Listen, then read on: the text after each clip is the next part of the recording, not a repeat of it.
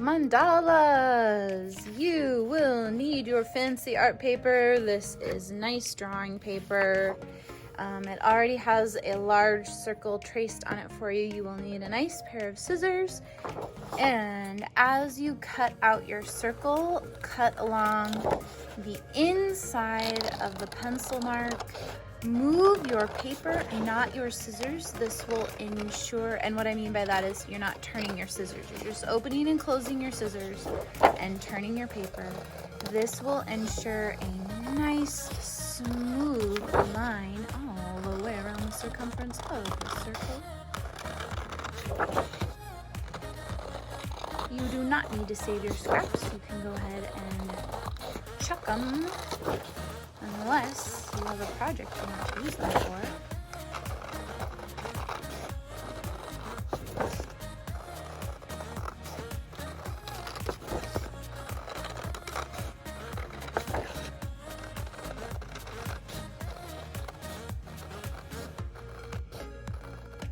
And voila. Beautiful. So because this side had pencil on it and I might have hints of pencil, I'm going to go ahead and make this my name side. So I'm going to write my name -grade. And I'm just going to write 8 for kicks and giggles. Okay, after you've got your lovely circle, it's like just full of potential. Blank space, full of potential. Take one side of the circle, meet it with the top side as precisely as possible. Hold it down, crease an upside down T shape. Remember, this paper is 90-pound art paper, so it will fray. That's okay. It's not like copy paper. It's much thicker to be able to withstand Sharpie use and being painted in several layers. If at any point you have a tear in your real deal, like you will see that I have in mine later on, just use a clear piece of tape on the back and patch that up. It's totally fine. All right, so I folded in, and instead of folding halfway, I'm gonna go ahead and open it up and bring my bottom point crease up to my top point crease very precisely. And again, hold. Make an upside down T, and you can really see my paper fraying right here. Again, it's okay. At this point, if you want to do mathematical route for separating each of your quadrants into 3 segments, you would get out a protractor. You would line up the center hole of the protractor and the cross lines with the center point of your mandala creases. And from here, you would divide up each segment into 30-degree angles. So I'm making a mark at 60 and 30. You would repeat this in each quadrant, drawing your line to the center. But I'm going to show you the cheater version of this on your real deal because it's a lot harder than on copy paper. So let's fold back up. And now that we have that crease there, this will be easier to do. Make sure your edges meet. You see any overlap? Very important before you move on that you don't see any overlap and you have strong creases. You're gonna have to eyeball where 3 segments might be. And the way you're going to do that is by bringing one side, and I'm holding down here because I want a nice crisp line, one side in to make 2 equal looking cones. So before you press down and make a real crease here, check with your eyes, does that look like 2 even cones to you? You're folding through multiple layers of 90-pound paper at this point, so you're gonna have to put some elbow grease into this. Didn't know you'd burn calories in art class, did you? Okay, so we see the 2 equal segments here. Get it as equal as you can. I'm sure if I measured this, one would be bigger than the other. And the point needs to be in the center. That's why we practiced on this, because you only have one real deal. Do not do this step until you feel super confident on just copy paper. Okay, You're gonna open this crease up, and now you have a guideline for where this side needs to fold to. So same thing, I'm kind of holding down, guiding this bottom edge. This is like an origami fold where we bring into the center line whatever wing is on the outside. Check before you do a real crease. Put some elbow grease into that. Yeah, that's hefty business. Okay. And voila, you should have 3 pretty even cones. Open it up. Great, excellent. You will put lines in each of these. This one's pretty light, so I'm gonna go ahead and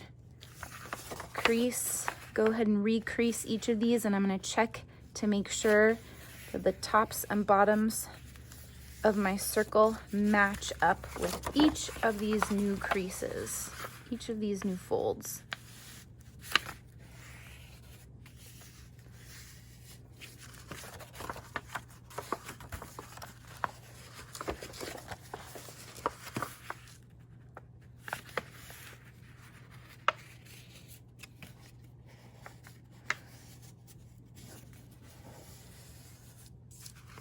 Very good. That's an important step because once you go to radiate and trace your image, you will notice that some of your segments are larger than others, and you're going to have to kind of fudge your design.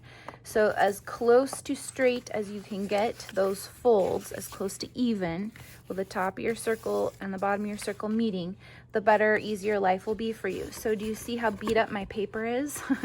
I might be having a hole here at some point, and that's where I would reinforce it with tape. All right, go get the rest of your art supplies and meet me back here for what to do next on the mandala. All right, you have your mandala nicely folded. Just remember, each of the folds should result in another line meeting at the top. It's very important that you get that as even as possible. So I'm gonna turn to my real deal side. I've got a ruler, I've got a Sharpie, and I might try and find, is this a nice Sharpie? Yeah, not bad. Kinda not bad. You want a new Sharpie. I left out a bunch of new Sharpies for you to take home.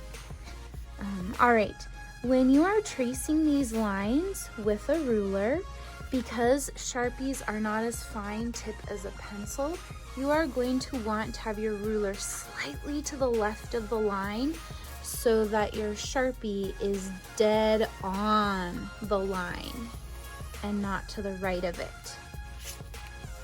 Okay, and you can just rotate every 30 degrees here. Again, I'm lining up my ruler just slightly to the left of the crease. And I've got a messy mat going on here. Just slightly to the left of the crease, and I'm noticing some messiness in the center. I'm gonna avoid the center. Be really careful there in the center. Okay, right to the left of the crease. This is just really good practice for us to work with some tools. Okay.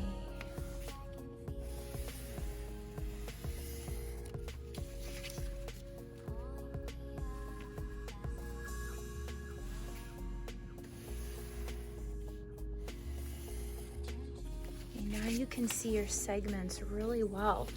Choose one of them to draw shapes inside. Remember how on the practice sheet it was much easier to fold it down to just one segment. You're just going to focus on one pie segment. I would draw at least 5 shapes. This practice was meant to help you think about, let's think about the center. What kind of shape will look cool radiated around? And you know, just think about what would look good radiated around. So I'm just gonna pick one segment and do some designs. I might even use a ruler. Maybe I did some really funky designs for that last one. I might use a ruler for this one.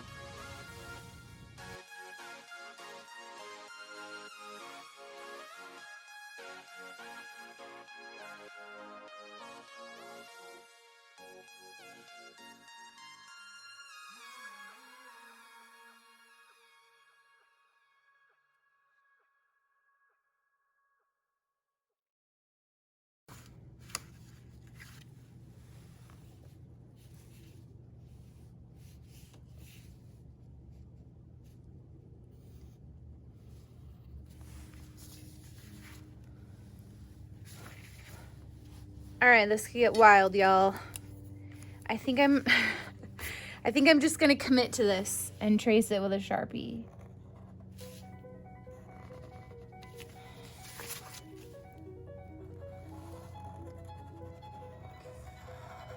So I've got some organic shapes and geometric shapes, again, to the left of the line. Left of the line, to the left of the line, to the left, to the left. What? No idea what you're talking about, Miss Fanciful.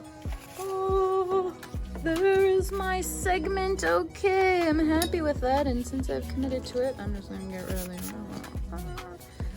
Okay, so here comes the fun part. If you don't have a light table, you're gonna head over to your window, and your design is going to touch the window, or your design is gonna touch the light table, and you're gonna fold along the line of your design so that you can trace onto the segment next to it. Conversely, you could fold this way and trace onto the segment next to it. And in fact, that is exactly what we're going to do. So I'm gonna head over to the window, and Sharpie's really gonna help you because this paper is super thick. If you feel comfortable tracing right away with Sharpie, you can, but I highly suggest you do pencil for your first one, because as you are standing up and tracing vertically, drawing onto the window, it's just a different sensation. Your arm might fatigue, and pencil might be a really good backup. So grab all your gear and let's go to the window. Okay, I'm just gonna carefully crawl up here. Let's see if I can do this without falling off. Okay, so this might be hard for you to see on the video, but because I use Sharpie, I can see clearly my design.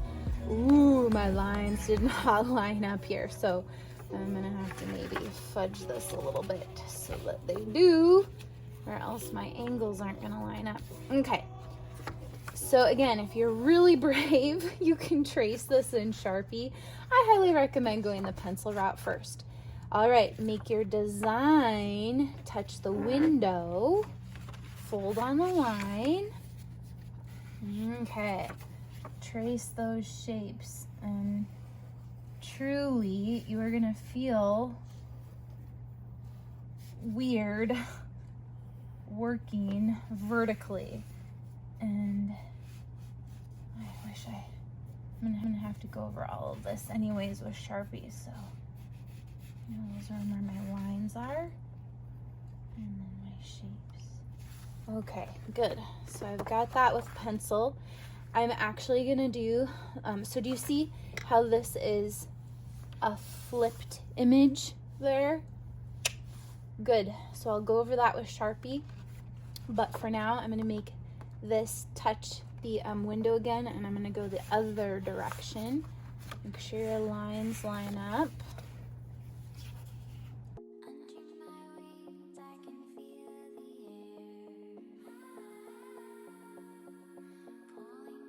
All right, so now you can see it's starting to be radiated around. You see this image is now flipped to the left across this axis.